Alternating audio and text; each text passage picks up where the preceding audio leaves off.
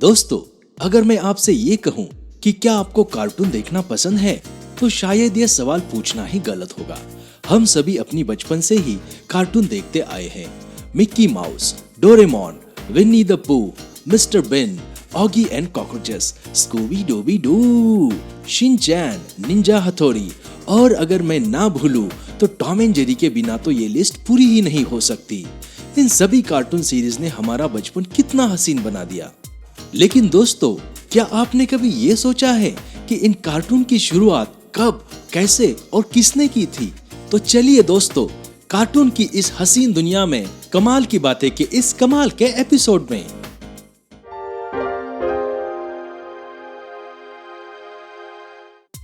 Cartoon शब्द मूल रूप से पेंटर्स द्वारा इटालियन रेनेसांस के पीरियड में उपयोग में लाया गया और वास्तव में यह आज भी कलाकारों द्वारा प्रयोग किया जाता है।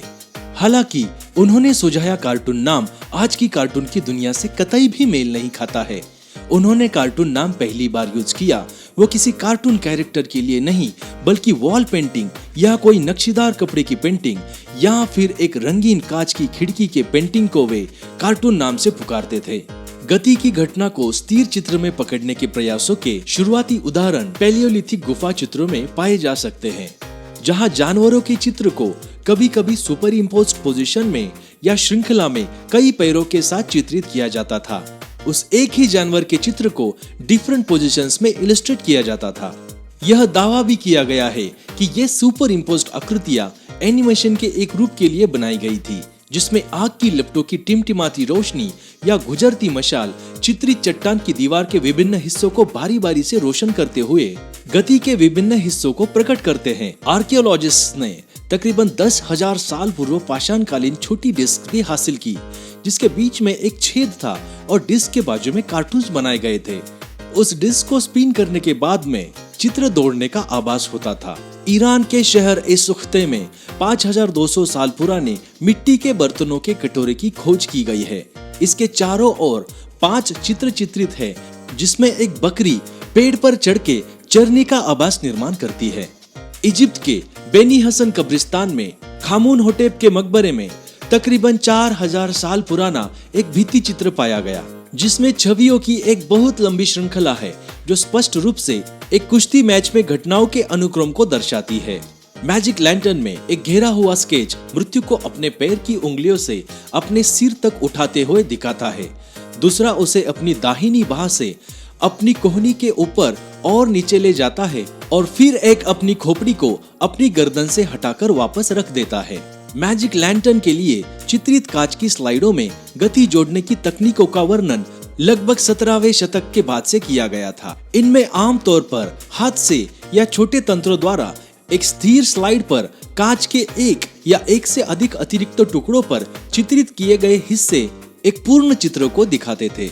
डब्ल्यू फिलिप्स ने 1825 में पहले थौमाट्रोप की खोज की। थौमाट्रोप एक ऐसा खिलौना था जिसके डिस्क के ऊपर बहुत सारे चित्र थे और उसको स्ट्रिंग के घुमाने के बाद में वो चित्र एक दूसरे में घुल मिलते थे। इससे यह आभास होता था कि वे चित्र कूद रहे हैं, खेल रहे हैं। जॉन बार्न्स लिनेट ने 1868 में किनेओग्राफ के रूप में पहली फ्लिप बुक का पेटेंट कराया। फ्लिप बुक एक छोटी सी किताब होती है जिसमें स्प्रिंगी पेजेस होते हैं, जिनमें से प्रत्येक में इसके अनबाउंड किनारे के पास स्थित एनिमेशन छवियों की एक श्रृंखला होती है। उपयोगकर्ता सभी पृष्ठों को वापस झुकाता है, सामान्य रूप से अंगूठे के साथ, फिर हाथ की क्रमिक गति से उन्हें एक बार में मुक्त करने की अनुमति देता है। French inventor Charles Emile Reynaud ने 1876 में प्रेक्सिनोस्कोप विकसित किया और 1877 में इसका पेटेंट भी लिया। इसमें उन्होंने 12 रेक्टेंगुलर मिरर्स का उपयोग किया, जो सिलेंडर के केंद्र के चारों ओर समान रूप से रखे जाते थे। अब हर मिरर सिलेंडर की भीतरी दीवार पर विपरीत दिशा में रखी चित्रपट्टी के एक अन्य छवि को प्रतिबिंबित करता था। अब की बात की जाए तो अखबारों से पहले के दिनों में होगार्थ, गोया, डॉमियर और रोलैंडसन जैसे प्रसिद्ध व्यंग्य चित्रकारों ने एक ही विषय पर चित्रों की श्रृंखला बनाई। इन ड्राइंग्स में अक्सर एक पात्र के साहसी कारनामों को ड्रॉ किया जाता था। 19वीं और 20वीं सदी की शुरुआत में ऐसे कई मैगजीन्स थी जो कार्टून्स बनाने में विशिष्ट रुचि रखते थे, जैसे कि पेरिस में चैरिवेरी, लंदन में पंच और यूनाइटेड स्टेट्स में लाइफ और जज नाम की मैगजीन्स काफी फेमस थी। दोस्तों, तो इस तरह से शुरू हुआ था कार्टून और एनिमेशन का सफर जो आज तक भी चल रहा है। तो दोस्तों, अगर आपको ये वीडियो पसंद आई हो तो कमेंट, लाइक, शेयर और सब्सक्राइब करना ना भूलिए।